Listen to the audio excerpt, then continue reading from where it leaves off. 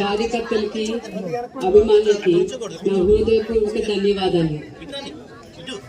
నందమూరి తారక రామారావు గారి మా తాతగారి విగ్రహ ఆవిష్కరణ కార్యక్రమానికి ఇక్కడ రావటం నాకు చాలా ఆనందంగా ఉంది. లచ్చినగూడెంలో మీరందరూ నన్ను ఆహ్వానించి ఈ గ్రామం కోసం నాకు ఇంకా సంతోషంగా ఉంది. నందమూరి తారక రామారావు గారి గురించి మీరందరూ ఆయన జీవితం ఒక పూలబాట అనుకుంటారు, కానీ ఆయన కృషి, ఆయన కష్టం, ఆయన ఇచ్చిన సమయం కానీ ఏదైనా ఆయన ఫలితమే ఆయనకి ఇది పూలబాటగా ఆయన మార్చుకున్నారు ఆయన జీవితాన్ని. ఆయన కష్టం కానీ, ఆయన కృషి కానీ, ఆయన శ్రమ కానీ అది జీవితాన్ని పూలబాటగా మార్చుకొని ఇవాళ తెలుగుదేశం పార్టీని స్థాపించారు. నందమూరి తారక రామారావు గారు ఒక కష్టజీవి. ఆయన వీధి లాంతల కింద చదువుకున్నారు.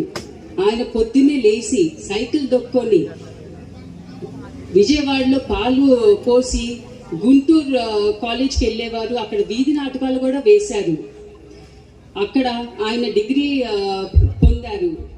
అక్కడి నుంచి ఆయన పైలట్ ట్రైనింగ్కి వెళ్ళారు. మీ ఎవరికి తెలియదు ఈ విషయం, కానీ వాళ్ళ అమ్మగారికి అది ఇష్టం లేక అది పూర్తి చేయకోకుండానే సబ్ రిజిస్టర్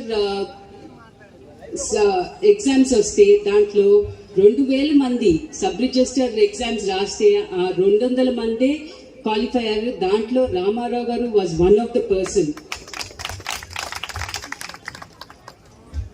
నందమూరి తారక రామారావు గారు సబ్ రిజిస్టర్గా విమడలేక దానికి రిజిగ్నేషన్ ఇచ్చి సినీ రంగ ప్రవేశం చేశారు.